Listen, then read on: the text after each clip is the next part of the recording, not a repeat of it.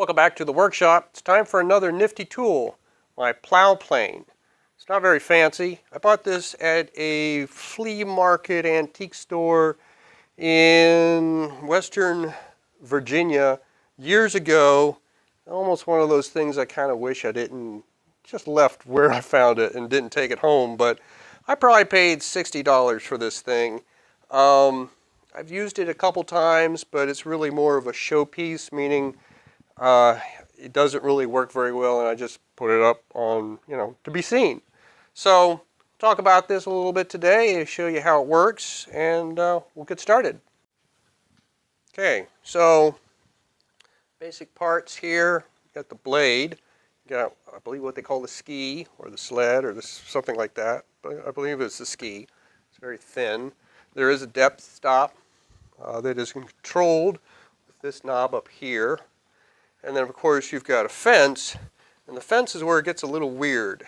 It is a nice-looking fence, but where it connects to these two posts, here it broke at some point, and either I or someone else repaired that, put some glue in there. I think someone else put some glue in there, and I may have put more in later. Also, so this possibly could be one of the original knobs. It's a wooden knob that controls this this post for the fence.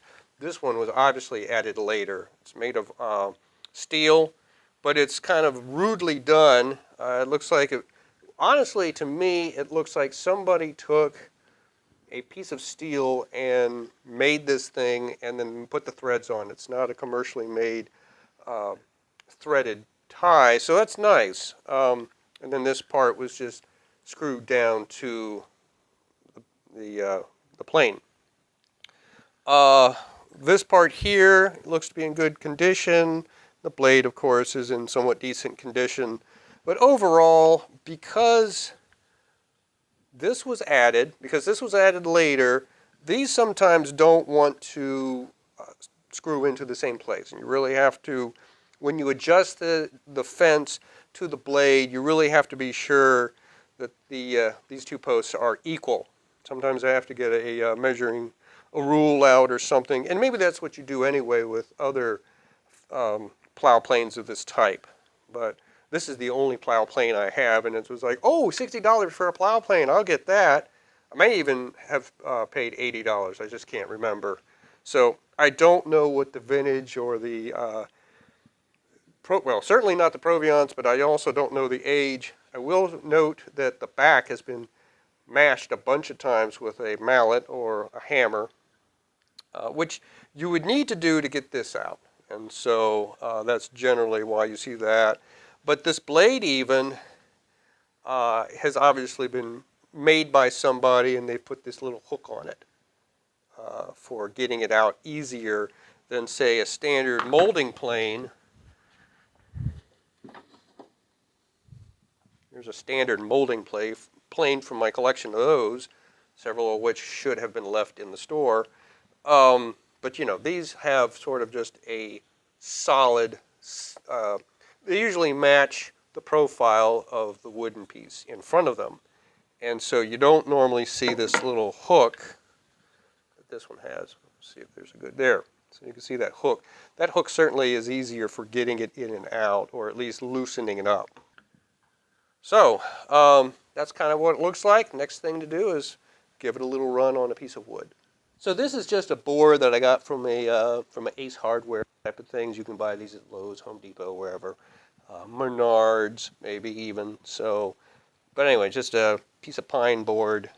I think this the blade is down. It's already set, ready to go. Let's see what it can do.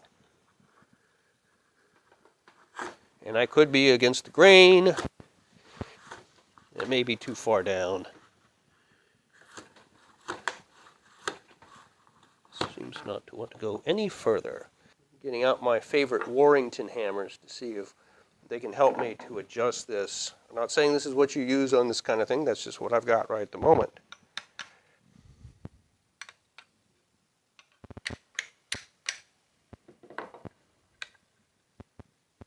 Okay, let's try that.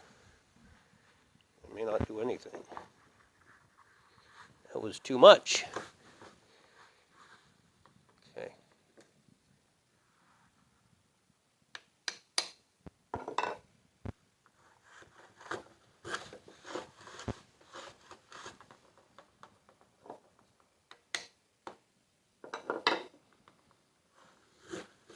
There we go.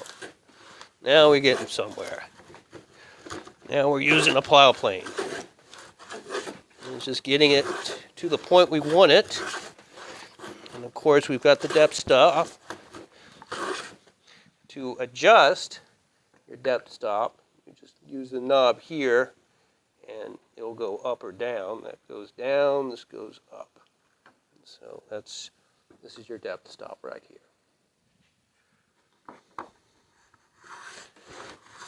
And it is stopping the plane for the most part from going anywhere, especially right here. Here it might, down here it'll add a little more, but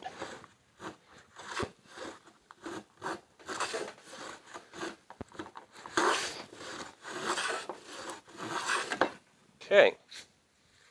You get the idea. So, I don't know if you could see that. There is definitely a groove here.